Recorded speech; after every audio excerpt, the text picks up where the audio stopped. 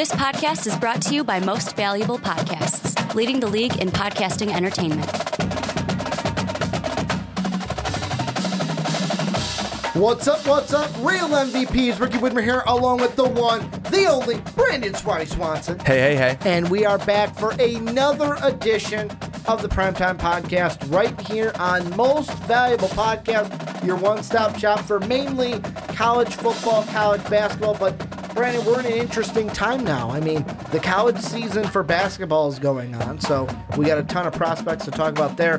But in college football, it's kind of turned into, all right, we're in that limbo where it's like the season's ended, we're not going to start previewing the next one, so it's pretty much a draft mindset when it comes to the college kids and where they're going. Got a jam-packed show for you guys today. Going to be looking at, you, when you came in, told me the big news that you're excited about, Kyler Murray. He is going, I'm using my air quotes, to the NFL draft. Do you think, right now, before I kind of put you on the spot here, do you think he'll end up in the NFL? If you had to just really quick yes or no answer, and then maybe a little bit. I'd say yes. I think that if he was completely sold on going and playing baseball, he would not have entered the draft. He would have told the Oakland A's, I'm coming. I'll be reporting to you guys. Didn't they meet with him too and give him more money? They were having a meeting. I think there was a certain price point out of his camp that he wanted, and if he got that, he would definitely go baseball to go with the one that he might be getting the most money with. That I'm assuming that probably didn't happen. He's going to test out the NFL, and I think that ultimately he'll end in the NFL. The thing I thought about today is how interesting would it be if he got drafted by the Oakland Raiders?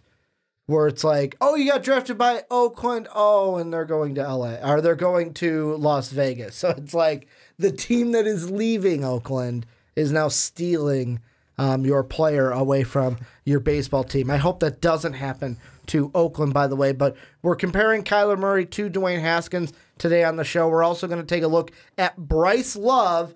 Finally came out and said why he was skipping his bowl game to worry about his health. It's because he tore his ACL and had to have surgery on that. We're going to look at how that is going to affect his draft stock, and then we're going to look at the transfer pool in college football. A big name in Jalen Hurts is looking to transfer, and we're going to look at where he should go, kind of best fits, what schools could land the right now Alabama quarterback.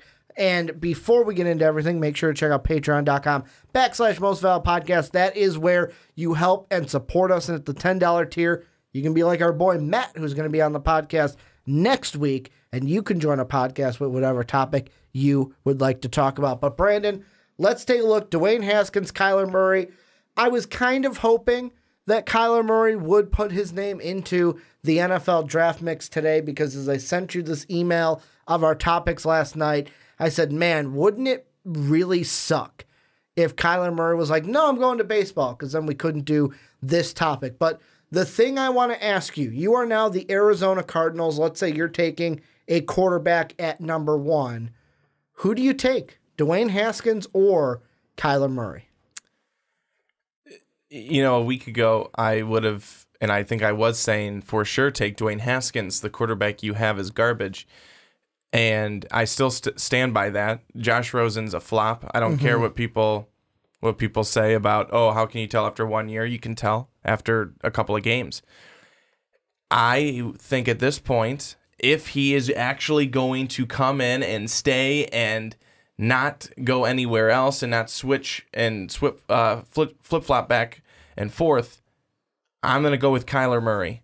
I want Kyler Murray. I think that he comes with a little bit more potential. I think he comes with just a better overall set of skills. While I think that Dwayne Haskins can still be a runner if need be, Kyler Murray is definitely better mobility-wise. He's really good under pressure. Yes, he loses a little bit of accuracy when he's throwing on the run, but he still has the velocity on it. I think that there's a lot that he can do, and he makes big big plays. I mean, you look at the games that he played against West Virginia this past year. Both games he played against Texas this past year. One was a loss, one was a win, but both games he played really well. He brought his team back in that first game, especially to even make it close. They were down by multiple scores early in that ball game. He's a very, very good quarterback. Kyler Murray is. Again, I mentioned a lot of things that I liked about Dwayne Haskins last week. I still think that Dwayne Haskins has a very good arm, accurate, can move the ball down the field.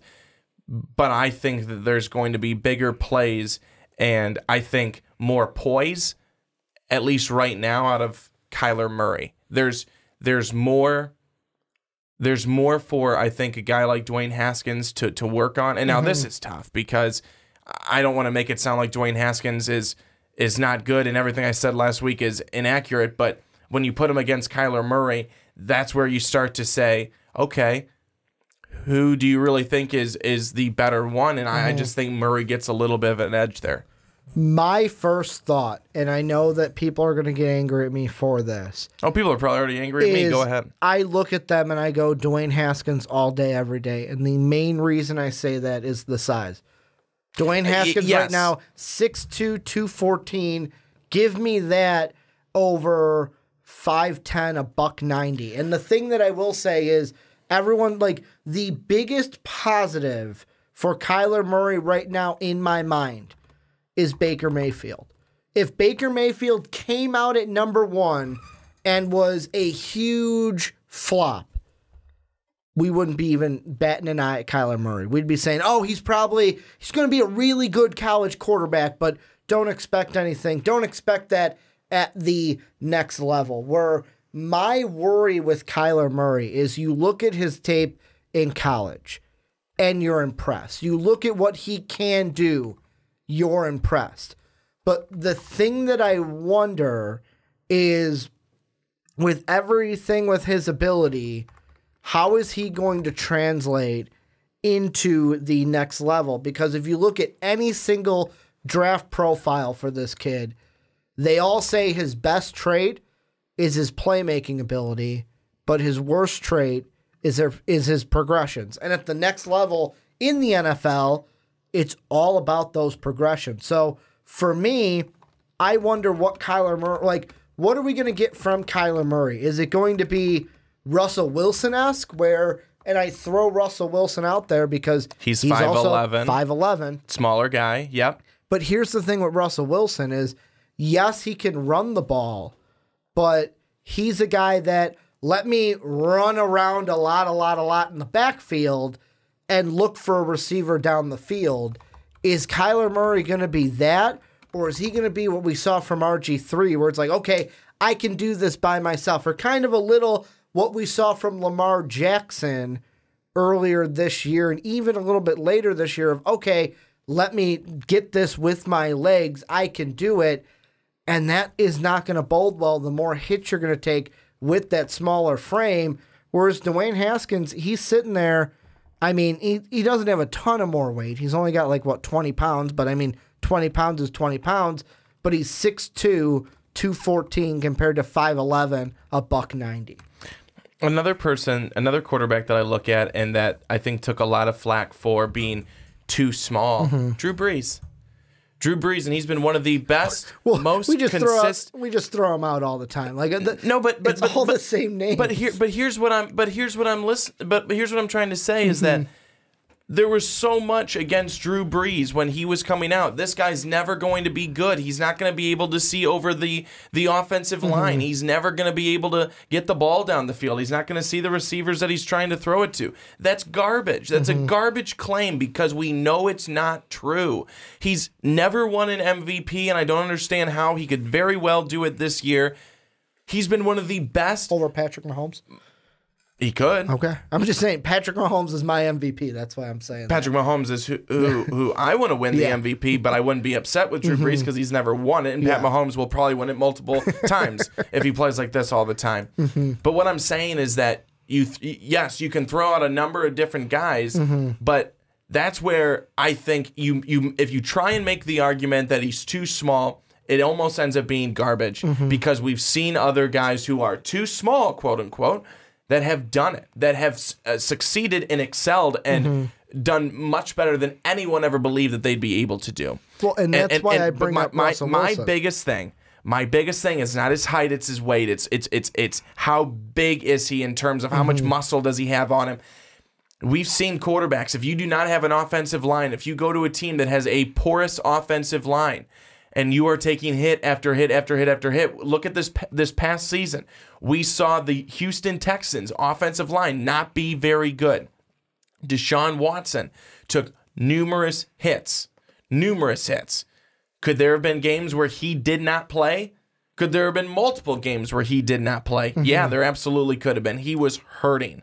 He was hurting bad. I remember after the Dallas game, he took so many hits, they were wondering, is he going to play next week? That is the biggest, I think, worry that I would have about Kyler Murray. It's not his height. It's not anything within his mechanics. It's the fact that, is he going to be able to hold up against some big hits from big defensive linemen, linebackers who come at him full speed, knock him to the ground? Will he be able to sustain that? With right now, I think he's about 195 or so, under 200. Is he going to be able to add on some more weight, some more muscle to be able to sustain those types of hits? That is, I think, the biggest concern with Kyler Murray entering the NFL. Well, and that's why, it's exactly why, with me, it's not the size that is the weakness or that is the red flag.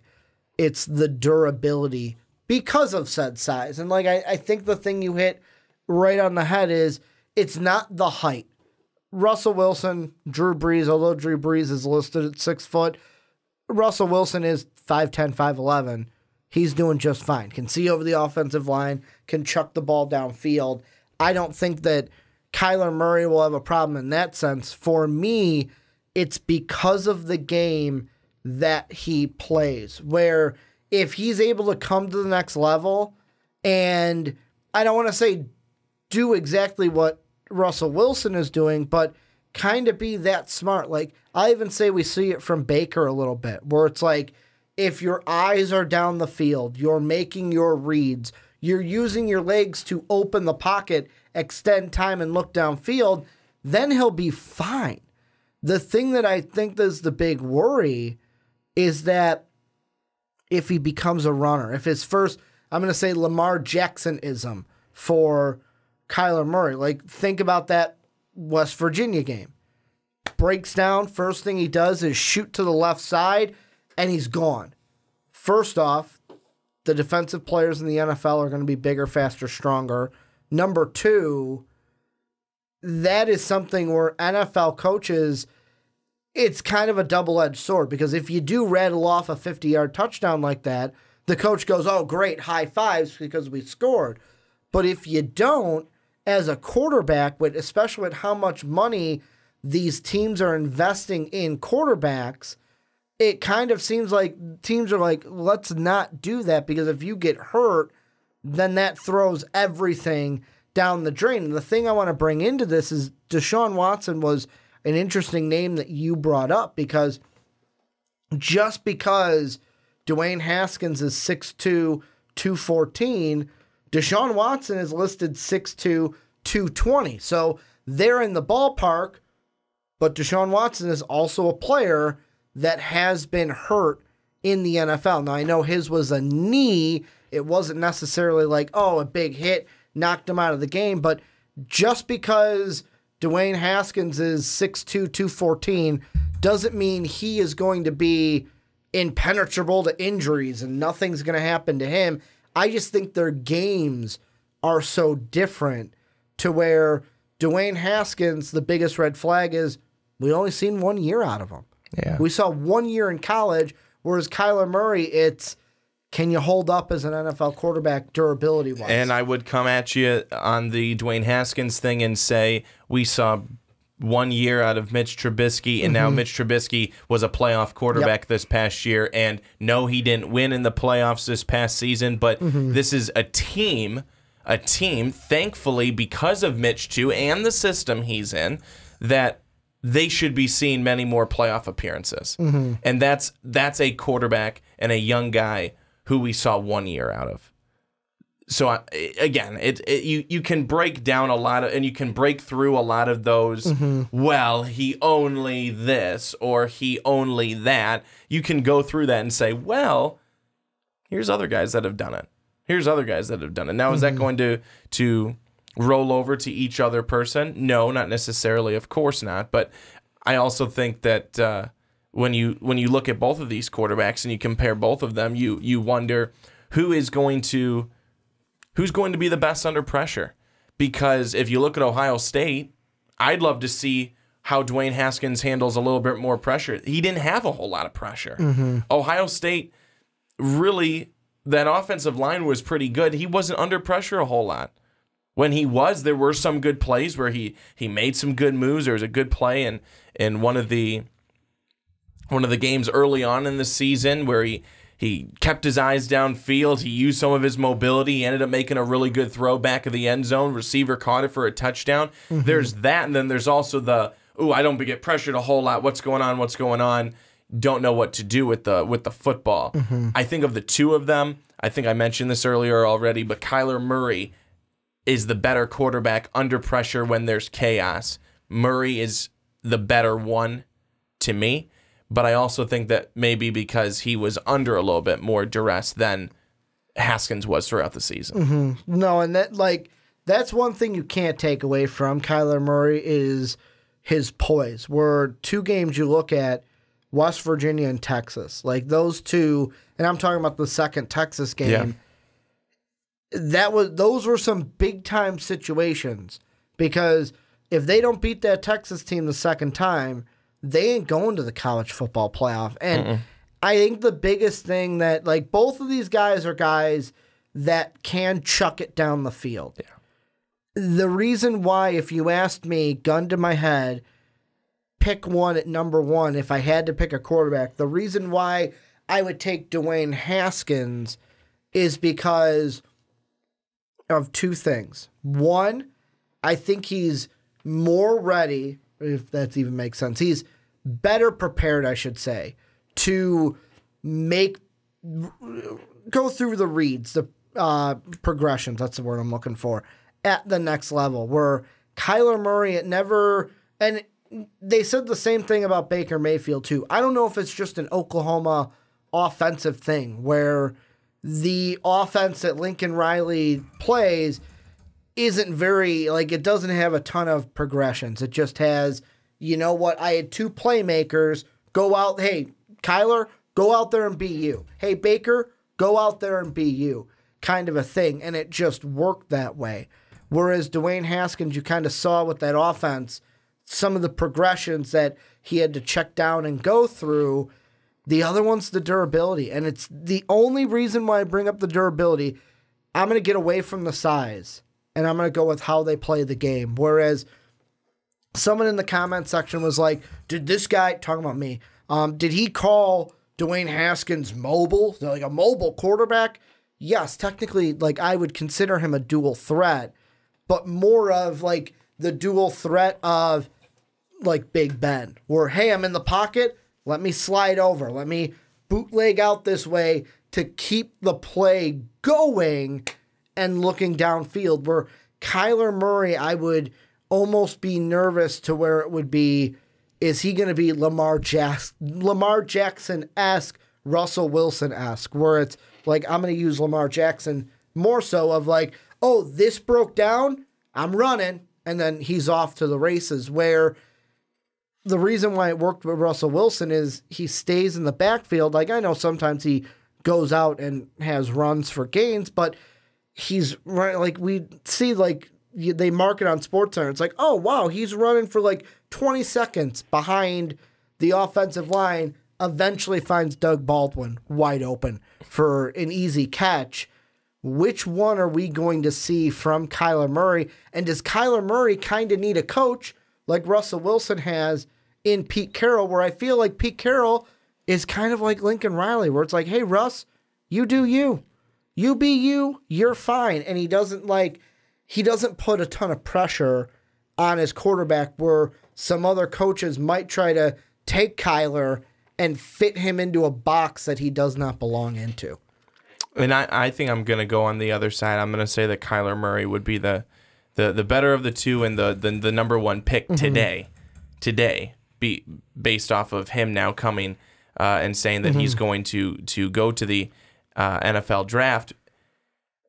I think that where you used it as maybe more so of a negative if he was like Lamar Jackson, I could see it as a positive. Lamar Jackson, again, let me go out on a limb. It's a really shaky one.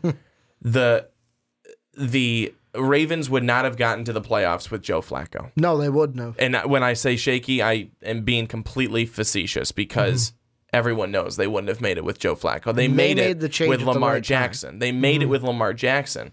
Now, was Lamar Jackson the best passer this season? No, he was not. And why is that? Because Baltimore allowed him to do what is one of his really great things: run and run effectively. Did they start to open up the passing game for him more so as the season went on? Yeah, they did. And was he good at it? Yeah, he was. He was pretty accurate. The game against the Chargers, I know not in the playoffs, but the one in the regular season where it didn't matter now. Where they won. But they won and smoked them. He had some great plays with his arm. He had some great plays with his legs. I think that Kyler Murray could be like that, but better. And that is not a negative, obviously, then. That's a positive. This is a guy who, because of how lethal he can be with his arm and with his legs, and how many big plays he can have coming either way, that makes him, I think, a lot more dangerous than maybe what we might see with Dwayne Haskins. That's why I would say Kyler Murray. So I've got two questions for you. I had one lined up, but from what you said, you popped another one in my head that I want to ask you is, do you think based off this past year, did Baker Mayfield and Lamar Jackson help out Kyler Murray? Because this year, because of how both those two played this season, are we not going to look at Kyler Murray the same way we would have looked at Lamar Jackson last year's draft or a mobile quarterback before last year's draft? I think so. And I think more so Lamar Jackson because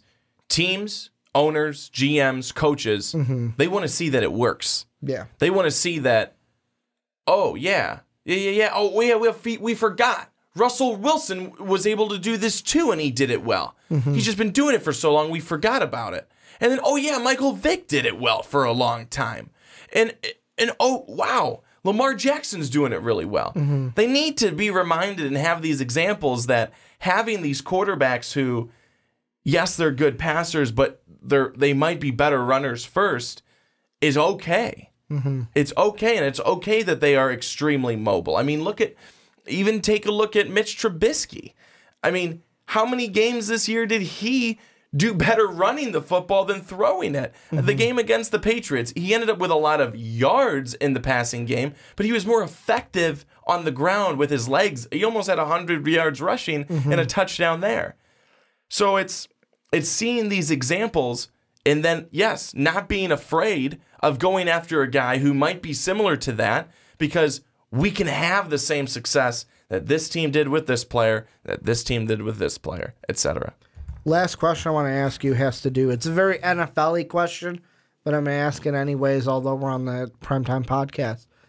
Put your beliefs and thoughts about Josh Rosen aside. Oh, that's hard. Should the Arizona Cardinals draft Kyler Murray with the number one pick because Kliff Kingsbury is on tape, of course he was with Texas Tech at the time, said he would draft Kyler with the number one pick if he had it. Well, congratulations, Kliff. You got the number one pick. You can put your money where your mouth is. Should they do it? And is Kliff Kingsbury the right coach for Kyler Murray at the next level? Putting my accurate thoughts about Josh Rosen aside. Because I know you would easily just go, yes, Josh Rosen's garbage. Like, give me something besides that. Okay, then no, you shouldn't, because the thought would be you're now with a quarterback in his second year in the NFL. The thought is he hopefully gets better. We know he won't. And I think that you have to believe, okay, we've got our man. Year one was tough. Year one can be tough. We won 3 games. We were bad. Everyone's going to continue to throw the Jared Goff in your face. Just warning you. That's fine. They can go ahead. They can be wrong. I'll come and I'll wear my cowboy hat. Like, no, I'm just kidding. Like Stephen A. But I guess I would say no then. You don't draft him. You don't draft him because you believe that you have your future right here already on your team. Let's say they do, though. Is Kliff Kingsbury the right coach for Kyler in the NFL? Yeah, I do.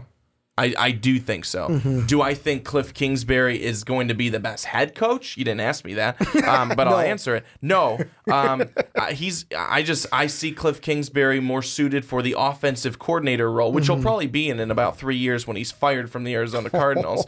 But just as long as he makes it longer than Steve Wilkes and doesn't get shutted. I still feel bad for Steve Wilkes. I mean, even Vance Joseph got a couple of years. Yeah. But I think that he would be good for him because he is high-powered, high-flying, move the ball down the field offense with the quarterback. Run. Thought this was Madden. I didn't think I had a run. Which is weird because they got David Johnson, who is great in the passing game. Yeah. So I would say that yes, he would be good for Kyler Murray if he got him. He probably won't get him. But I think he would be the right fit for him because how Murray plays, how Kingsbury coaches, it'd be a match. It would be an absolute match. They would have swiped right on each other. You know what I want to do? Only if Josh Rosen turns out to be a bust.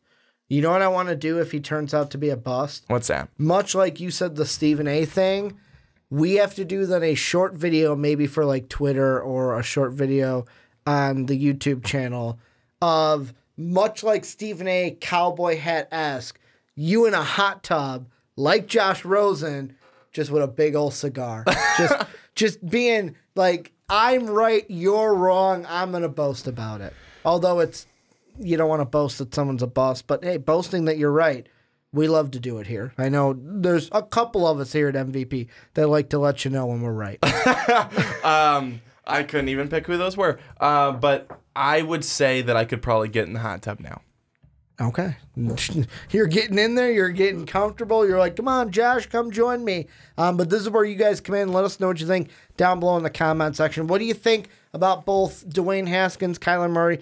Who would you pick if you had to choose between the two quarterbacks? Let us know what you're thinking down below in that comment section. But Brandon, let's move on into our next topic. And what we are looking at is still the NFL draft, but we're moving over from quarterbacks into the running backs. And before we get into everything, I got to let you guys know, make sure to go on to iTunes and Apple Podcasts and rate and review the podcast, the Primetime Podcast. Just type Primetime Podcast into the little search bar on iTunes and Apple Podcasts. You'll see the PTP logo, the yellow Heisman Primetime Podcast. Go onto that, hit that subscribe button, and also go ahead and rate. Hopefully we're giving you that 5-star product that we shoot for. I think we've got a 4.5, which is not perfect, but I'll take a 4.5 over a 1.5. It's because we were those good old boys back in the beginning. Good old boys at the beginning, and then we decided to change because we can't be a couple of good old boys, but we are not in this segment, Brandon. Next segment we will be because we're going to look at Jalen Hurts. But we're taking a look at Bryce Love, and this is a guy who we've seen the ups and downs, the ebbs and flows with his draft process. Last year would have came out, would have been a highly touted running back pick, probably could have been a first-round pick in the NFL draft. Then this year has a disappointing season at Stanford. We go ahead and find out that when he said that he was not going to play in the team's bowl game because he wanted to focus on his health, we learned that that meant that he was getting ACL surgery for his torn ACL that same day or the day after or right around that time. This is an injury that, depending on who you are, it's vastly different. You could be a fast healer. It only takes you 6 months. Some it takes you 9 months. Some takes you a full year to get back. Then you don't know exactly how much motion you're going to have in that knee, which is crucial for a running back who is going to have to be making cuts on that knee. This is a guy who is right now, before this news, a day 2 draft pick in the NFL. What do you think this does to Bryce Love's draft stock? It hurts it. It definitely hurts it because, like you mentioned, Ricky, he wasn't going to be a first-round pick this year anyways.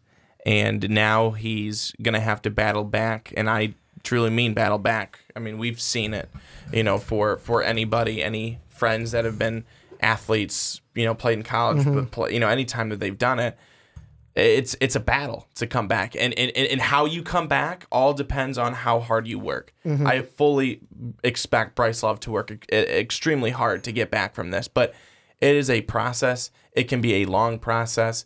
And then are you at where you once were? And that's the biggest question. That's going to be the question that every team's going to have. Are you in your junior year form? And that's when he had over 2,000 yards on the ground. That's when he had 19 touchdowns. That's when Bryce Love looked like a number 1 or certainly a top 5 pick. Or even a Heisman candidate in the draft. Now, it is his last season. He has a chance to come out and go to the draft. He says, no, I'm going to go back. You can't fault him for that. You can't fault him for that. He didn't think that this would happen. He went back to be even better. And you have to, have to be very happy and proud of that. But it didn't work out for him. And this is the downside to going back to college and going back for another year to finish it out and play your senior season. But he had such a bad senior season. When he was on the field, he wasn't good. He was off the field for most of the year, it felt like. And this was just a really tough spot for Bryce Love. I think that he's definitely going to see his draft stock fall. Yeah, and the troubling thing about this is I'm going to look up the exact dates for this because in the same ESPN article that I had sent us about this story, it says in it that Love intends to participate in the NFL scouting combine in some way and told Yahoo Sports he was opening up about his injury to be transparent to the NFL teams that could be interested in drafting him. And, that's going to be tricky. So I don't know exactly what he like. The thing that is tough about it is, so he had the surgery, that would have been in December, that he had the surgery. So that means by the NFL Combine, it would have been just roughly 2 months since, because he tore it on December 18th, had the surgery around the end of December. So that puts the Combine at 2 months away from the injury.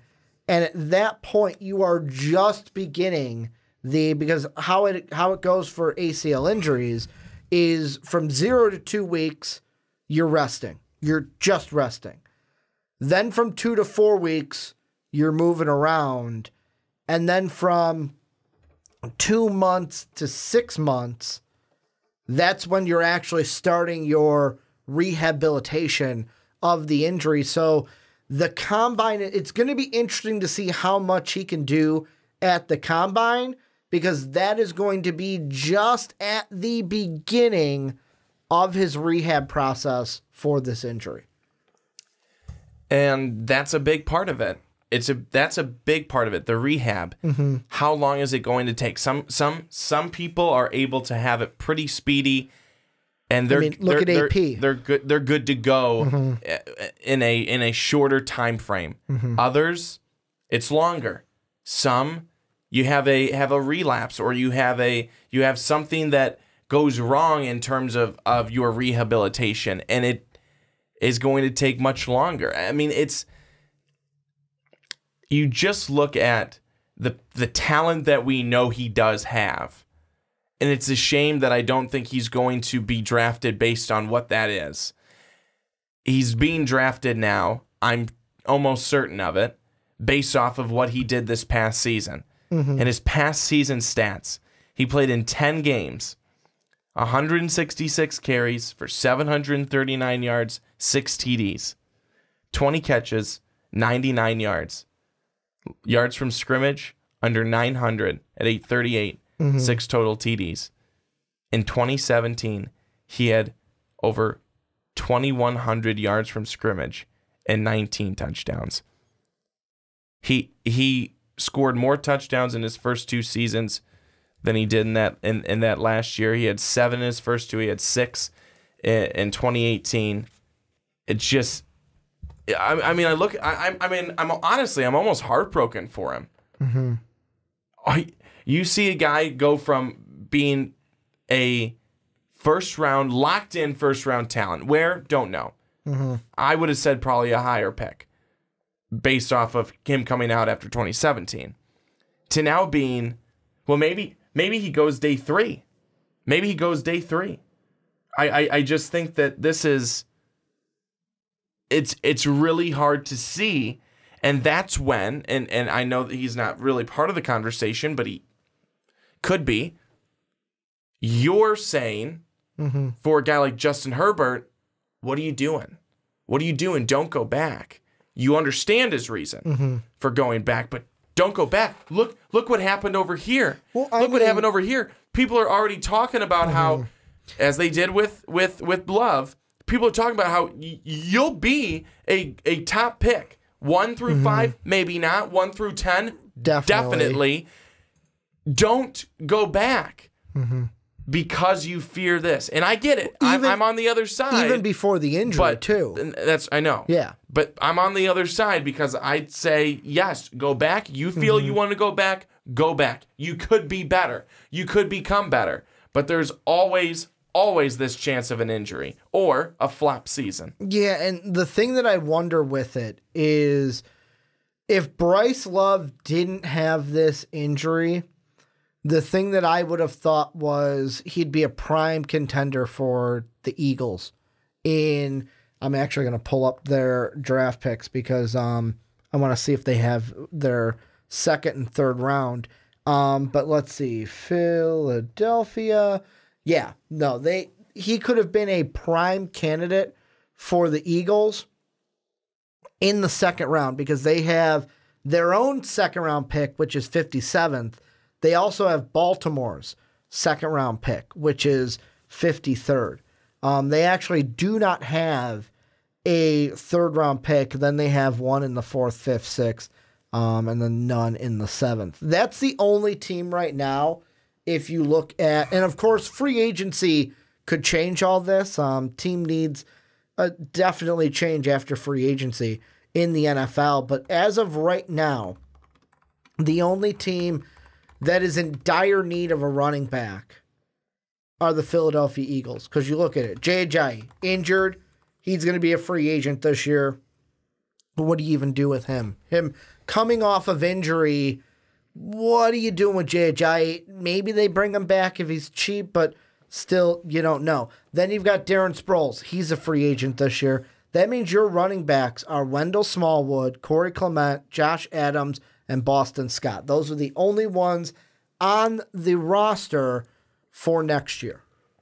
The Eagles seem to be going, they didn't seem to do much with him at all in the postseason, unless he got hurt, and I forgot, Adams. No, Adams was, the only one because Josh Adams, I didn't think he was hurt for the postseason, but they didn't do anything with him, and they started to, but he started to be their main running back towards the end of the season, and the Philadelphia Eagles, that's the problem, is they seem to be a team where it's, who's the hot hand this week? If it's, we'll start off with, using all 3 or 4, it feels like they have 10 running backs that they'll work in. Okay, you have the hot hand, you're going to run the rest of the game. The rest of you, you're sitting down. So that's almost like Do you even want to go into that situation? Will you get any work in? I don't know. Well, that's like there's a headline here from NBC Sports Philadelphia where they said the headline reads, Josh Adams' disappearance highlights need for talent infusion at running back, where he just disappeared. And the thing that I would think about before is Bryce Love pre-injury, like before we knew the injury would happen, yeah, take a stab on him in the second round. He got 2 second-round picks. Why not? The thing that I wonder now is he going to be drafted? Yes. The question I have with Bryce Love that I still don't know an answer for, and I don't think we will get an answer until the draft combine, because you know what might be the most important thing for Bryce Love at the combine? Like the minimal, what he'll need to do to help his draft stock, the physical. Because there are going to be teams at the combine that are like, we want to, like, if possible, we want a physical. We want to know exactly where you are with your knee, because one thing we haven't mentioned, and both you and I have seen this firsthand with athletes during our career of calling sports in college, is once you tear a knee ligament, it's very easy to do it again. Like, there's no guarantee that you'll do it again, but like, I'll use the example, we used to call games in college and saw one athlete tear their ACL multiple times, and eventually, I think it was, if I'm not mistaken, 2 times or 3 times that we saw the player, the one that I'm thinking of. It was 2 times, I think, and it ended her career to where it's like she couldn't come back to play on that team. You'll have to tell me off the air, because I think you're making that up. I thought we had one that had multiple ACL injuries, unless I'm mistaking it. But that's the thing. Is it going to happen again? Look at, and I'm bringing this in, of course, this is basketball.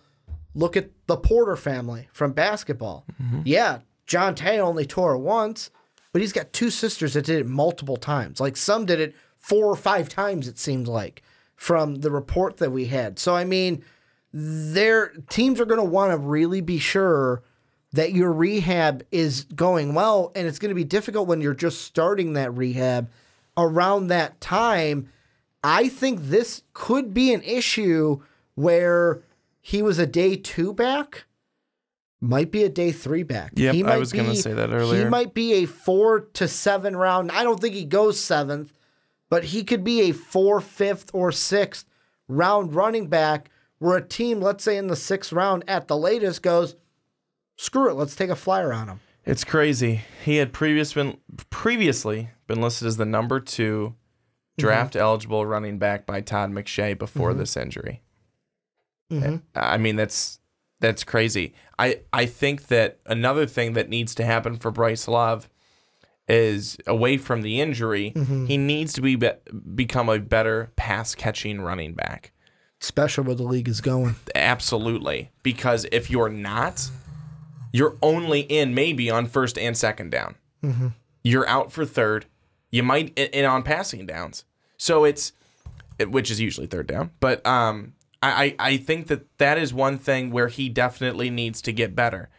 I thought that he was starting to maybe do it a little bit, but then this year there was nothing. There really wasn't a good sample. I think he caught maybe 20 passes for 99 yards. But that's one of the things also too, that it's not just necessarily about his injury. It's also about all your skills. Yes, you're good in the running game. We know what he can do there, but you have to get better as a pass-catching running back, especially if you would even want to be an every down back. Let's be honest, look at this, and maybe we can take this into consideration. Not only does this fit the top 1 and 2 seeds for both of the playoffs, but all 4 teams right now in the playoffs still, 3 of those 4 don't have a single bell cow.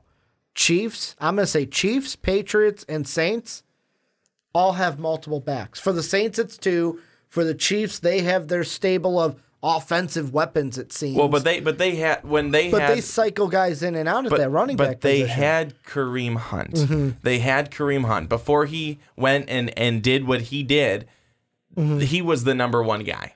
But what I'm saying is and maybe the Chiefs are the exception to the rule because of what that offense is, they still make it work. And then the Patriots, they've always been a team where it's been like... This year, though, less. Sony Michel. It's been pretty much Sony Michel. But they still have that, like, oh, James White, we need a pass-catching option. Like, I saw it, and I don't know if he broke it because I tuned out because the game was a blowout. But they're like, wow, he has 14 receptions, one more, and he ties Darren Sproles for the most receptions from a running back in a playoff game, and they have that option. Sony Michel's been the main runner, but they have that option out of the backfield. And now with this injury, I don't think Bryce Love becomes that main rusher for a team. So that might be important for, like you said, develop this other option, be that guy that can help a team out in different ways.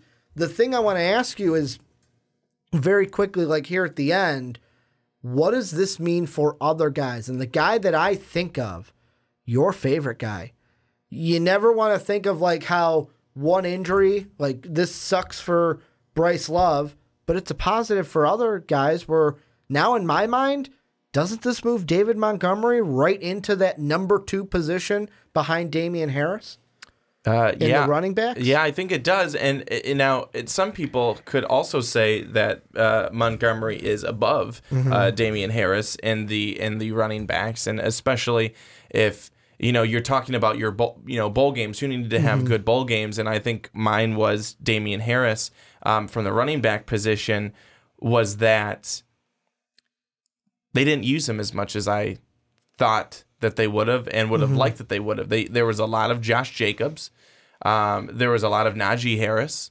There wasn't as much Damien Harris. And that's why I almost think Montgomery is going to move in front of him, or even could be sitting in front of him right now, because it really wasn't a question of, oh, who's going to be the running back that carries the ball today? It's going to be David Montgomery. It's going to be Montgomery. It's not, well, it could be Harris, could be Jacobs, could be Harris, it could be somebody else. I mean, that's the question. That's the kind of the question. And again, not to say that Damien Harris is bad. I do not think that at all. But I also think that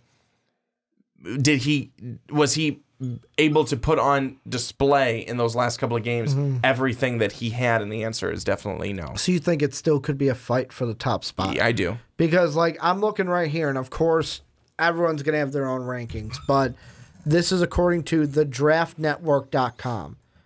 They have Bryce Love as 10. Here are the 9 guys they have above him. Number 1, they got Damien Harris. Number 2, David Montgomery. Number 3, Rodney Anderson from Oklahoma. Number 4, Elijah Hollywood from Georgia. Then at 5, Myles Gaskin from Washington. 6, Justice Hill, Oklahoma State.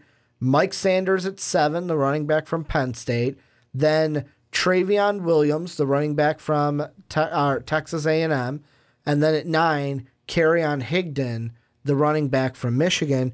And the next 2 right after Bryce Love that could easily pass him depending on this injury, Benny Snell from Kentucky, Mike Weber from Oklahoma. Like, there are backs here that, I mean, the way I see it is we don't have that. If there's going to be a first-round running back, it'll probably be Harris or Montgomery.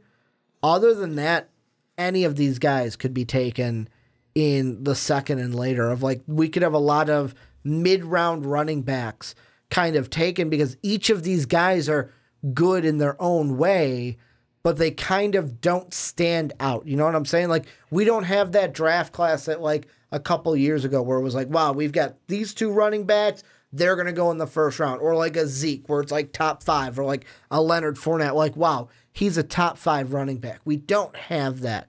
And for me, the one thing I will say, and this could be a benefit for either Montgomery or Harris, could be a good thing that Matt LaFleur got hired by the Packers, and if they get the 32nd overall pick, who knows? Maybe LaFleur goes, hey, I had a guy like Derrick Henry at Tennessee. I'd love to have an Alabama back again. Let me go with Damien Harris, who kind of fits that same mold because Alabama backs are kind of all the same. Like Mark Ingram, like Trent Richardson was the only one that didn't pan out, but like Mark Ingram, Derrick Henry, right up the middle type guys. Hard bruiser, runners. yeah. Hard runners. They don't need one, though. They've got Aaron Jones. They don't need a running back. Yeah. That's the whole thing, is that they don't need one. Where they could use one, but they need a whole lot of other things is also in Miami. Yeah. They could use one in Miami. They could use one in New York for the Jets. You're talking could use a running back. Yes. Okay. Yes. I mean, there's none of those teams. Well, I thought that they had it in Kenyon Drake, talking of another Alabama running back. Yeah. But Kenyon Drake, he was a guy who obviously not this past year, but the year before, the last like 6 games or so, he was a stud. Everyone's thinking, oh man, he's going to come into this year and just continue to do the same thing. They didn't know what they were doing. They like Frank Gore, who's 39 years old. They like Kenyon Drake. They're like, we're going to go with Gore a little bit more here. And then Kenyon Drake, maybe we'll bring you in. And then they didn't know what they were doing over in Miami with the running game. New York is similar. They don't have really that guy. There are a number of spots, I think, that are similar to that, where they have some running backs, but they don't have that guy. They haven't found their number one guy yet. You know who could also need one? Oakland. Marshawn Lynch and Doug Martin up after this year. The only running backs they have on the books after this year are DeAndre Washington and Chris Warren. Jalen Richard is a restricted free agent. He probably will be back, but it'll be interesting. What do you do with Marshawn Lynch and Doug Martin? Do you bring them back? Do you go to a back in Mike Mayock knows what a Raider smells like, so he'll be able to find you a running back in the draft if that's what you're thinking. But then John Gruden's the one that makes the call, so I don't know what Mike Mayock's doing there. That's just a huge mess. But they could need a running back is what I'm saying. Yeah, absolutely. So I think that when it comes down to it, guys will fall into the spots where they go, and they'll have an impact. I'm sure they will. It may not be Saquon Barkley-esque, but they will in some way, shape, or form. But Bryce Love, I still think big old question mark on Bryce Love. What's going to happen? What does his future hold? How quickly will he come back from the injury? How does he come back how does he play once he does come back from the injury? There's just a lot of question marks around Bryce Love. A once very, very anticipated running back is now almost an afterthought. And I was originally going to ask you, I can't ask you where you think he'll fall because we got to see what happens at the combine. I was originally going to ask you for a prediction of good combine, bad combine for Bryce Love, but I decided not to with that one. We might have to follow up on this one after the combine to see what exactly happened we should. with Bryce Love. But this is where you guys come in. Let us know what you think down below in that comment section. What will be the stock for Bryce Love in the draft following this ACL injury? But Brandon, let's close the podcast taking a look at a player from the Alabama Crimson Tide that may be transferring, and that is Jalen Hurts. Before we do, make sure to hit us up on Twitter. Most Valuable Podcast is at Most Valuable Pod. I'm at Ricky Widmer. Brandon is at Young_Swan19. We're always looking to have discussions with you guys, whether it's in the comment section or on Twitter at any of those 3 places. So go ahead and hit us up. But Brandon, what we're looking at today with Jalen Hurts is, so he's entered his name into the NCAA transfer portal. And this does not mean that a player is guaranteed going to transfer, but what it means is that teams can now talk to him. It's basically open season on the talented quarterback from Alabama. What we're going to look at today is which team, if he does transfer, should Jalen Hurts go to. I am going to ask you first, what is a team that you're sitting there going, you know what, Jalen Hurts, he's got to go here if he transfers away from the Crimson Tide? The team that I think makes the most sense and the team that really needs quarterback help, I'd say Florida State. Florida State just makes sense in my mind, and DeAndre Francois really struggled last year. I know their offensive line wasn't good. Everyone struggled. Not even outside of the offensive line. Everyone struggled. It was a bad year for Florida State, and I know you certainly don't like their head coach, but everyone struggled. James Blackman, when he was in there, he wasn't great. He wasn't awful. But I don't know, would be the guy that maybe they want to turn to full time. Clearly, they don't. They didn't. Francois, though, I just don't think he's the answer. I don't think he's necessarily been right since he came back from his injury. He hasn't been as solid as we saw him in his freshman season. In his freshman campaign, he looked really good. And then after that, obviously, the injury this past off season wasn't a great one for him. And then we come into the season, he doesn't do well. Let's say that he didn't do well. But Jalen Hurts, it makes sense. This is the type of guy that Willie Taggart wants to be able to use. You talk about a dual threat, Jalen Hurts is the epitome of dual threat. Now, one of the things at Alabama that a lot of people got on him for was that, wow, yeah, he runs really well, but when you get into a game where you need to be throwing the football, is he your guy? Well, we saw that in the national championship game, Nick Saban didn't want to find out. He went to Tua, and that's, the rest is history. Tua ended up being the starter, and then Jalen had a chance to try to do it when the score was a little bit more out of reach. I think that in the game, though, when Jalen came in and had to play against Georgia this past year, and he had to come in for Tua because Tua could not return to the game. I was even saying in the national championship game. I'm talking about a legitimate game where they could have actually won, and they did win. Jalen Hurts did an outstanding job. Yeah, he can throw the football. He is accurate. He can move the ball down the field without having to use his legs. I think that he could be a really good fit at Florida State. I think they could get back on track. They could get things going. They could have Jalen Hurts. They could have Cam Akers. They could really have something good here in this Florida State team if Jalen Hurts goes there. If he doesn't, I think we may see much of the same that we saw last year. Yeah, the one thing that worries me about Florida State, and I know that Jalen Hurts wouldn't have this thought. I know that Florida State wouldn't have this thought. But I have this thought. Are you going to beat, Jalen Hurts going to Florida State? Do you beat Clemson? Do you beat Clemson at Florida State with Jalen Hurts? I still say no. I know that Clemson is their defense. Let's see what it looks like next year because they're going to lose three of their big guys. Yeah, basically. They're losing Wilkins. They're losing Colin Farrell. They're losing Dexter Lawrence. Basically, the guys that last year had on a big board, and people were like, oh, guys, they're staying. I know they chose to stay the day we did the big board. But that's the big thing for me is if I'm Jalen Hurts, unless I am pretty damn sure that this Florida State team with me can compete with Clemson, I'm not wasting a year going to a team where I'm not going to have a shot to get back to the college football playoff. Because that, to me, should be the mindset. And I know that right away, there's a ton in this ESPN article that they have. To me, that writes off three teams right away. Florida State. It writes off Maryland because you're going to have to get...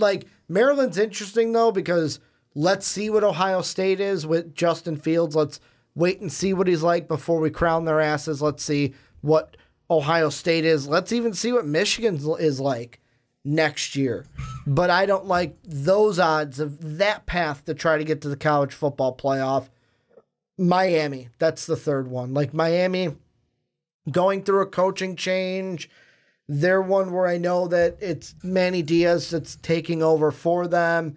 But I look at that, and it's the same thing with Florida State where, yes, I know other side, but I'm going to have to go through Clemson most likely to get to that college football playoff, and I don't like it. For me, there's two clear teams that would be at the top of my list if I am Jalen Hurts. I almost said Justin Hurts. I was thinking Justin Fields. Jalen Hurts. The first one, Oklahoma. I'm looking at Oklahoma. The reason why, today, Kyler Murray announced his decision to go into the NFL draft. He's gone. Also, and this might play into it a little bit, you know who else put his name into the NCAA transfer portal as well. The redshirt sophomore from Oklahoma, Austin Kendall. To me, that is very interesting because if Kendall makes a decision before Hurts and he does move on, then to me, if I'm Jalen Hurts, let me go to Oklahoma. Let me go. I know that quarterback over in Texas said that the Longhorns are back, but I'm going to have something to say about that. Like, Texas, to me, I can beat. Like, that's a team that I can have an easier time with in conference play compared to going up against Clemson. I don't want to face Clemson until I absolutely have to. And I get the mindset there. You're going to say, well, Ricky, you have this, like, scared mindset where Jalen Hurts isn't going to have that mindset. I totally agree. This is from the mind of Ricky Widmer. Oklahoma, plus working with a mind like Lincoln Riley, who worked with 2 mobile quarterbacks, and look at what they were able to do. We're talking about them both going potentially first overall. And like, if Kyler Murray goes first overall, what does that say for Lincoln Riley? Play a year in his system, you'll be the first overall pick in the draft. That's basically what that says. The other one is interesting to me. UCLA. And I know this would be way out of Jalen Hurts' comfort zone to move all the way across country, but what better way to potentially make the college football playoff to work with Chip Kelly, who last time he had a dual threat quarterback that he could work with. He worked with Marcus Mariota, and they went to the national championship. And you get to come to a Pac-12 conference that could be ripe for the picking, with the competition being low enough to where you could win the Pac-12 and have an argument to get into the college football playoff. Spencer Rattler is one name. He's the #1 quarterback recruit in the country going to Oklahoma.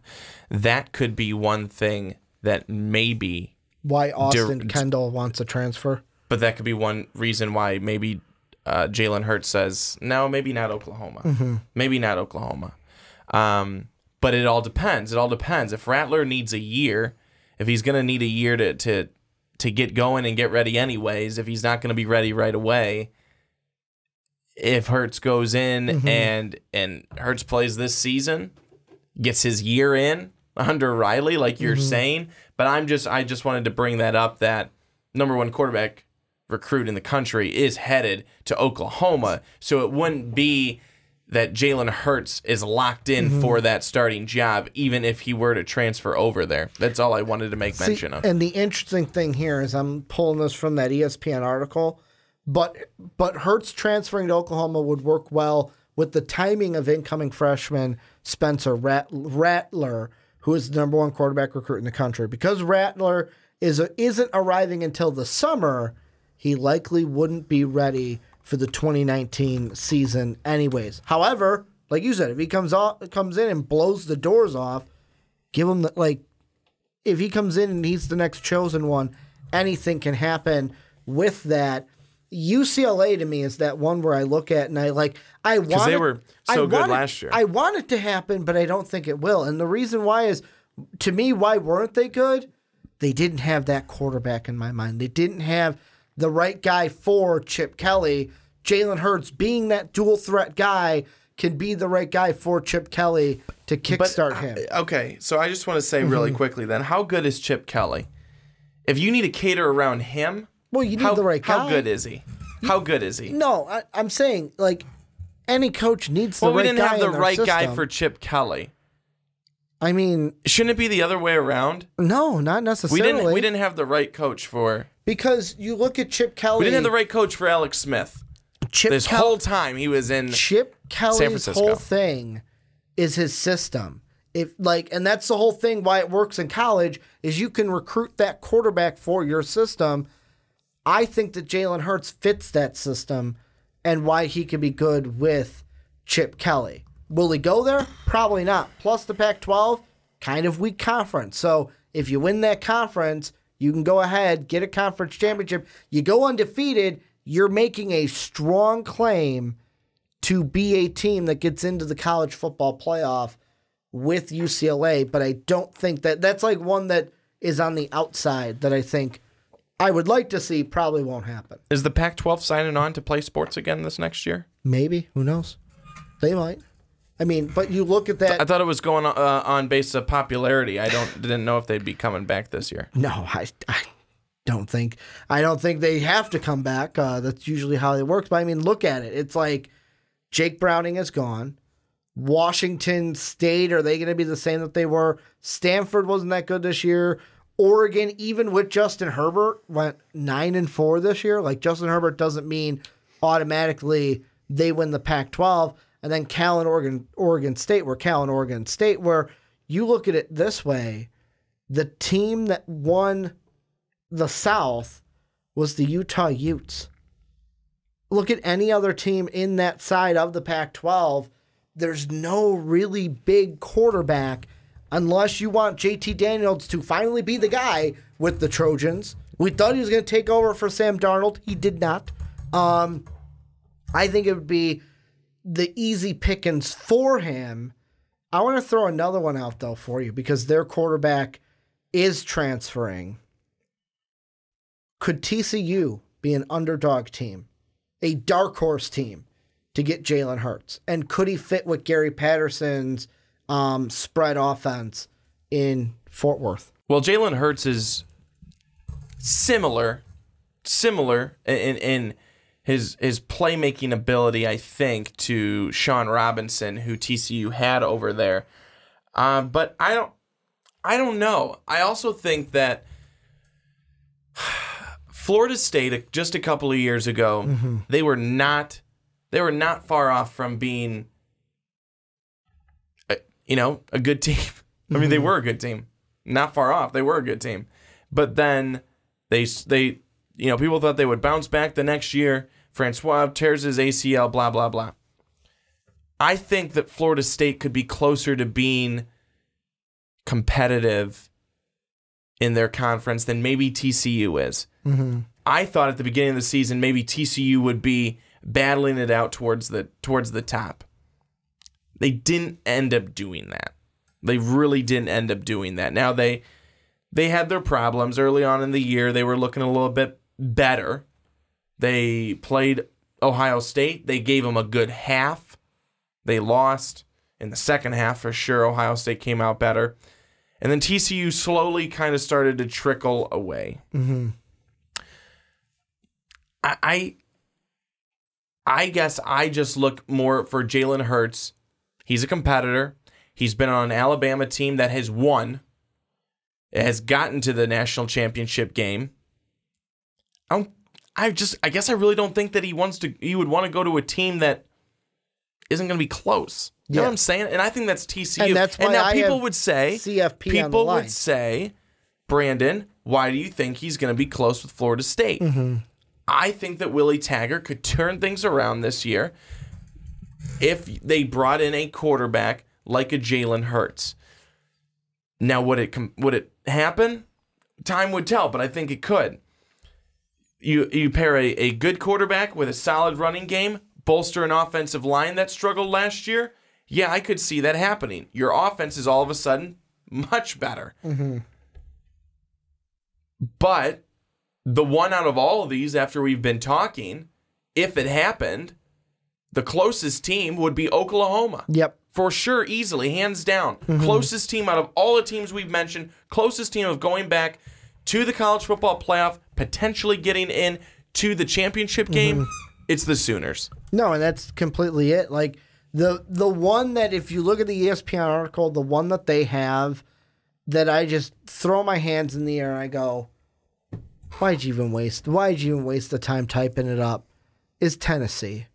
I get why we did it. Like, Jeremy Pruitt was at Alabama. Now he's at Tennessee. He's not going to Tennessee. I'm going to be complete. Like, I'm sorry, Knoxville. I'm breaking your hearts now. Rocky Top is crumbling now, but he ain't going to Tennessee. Like, Tennessee was 2-6 last year in the conference. They're not going to be able to compete with Florida this year. They're not going to compete with Georgia yet.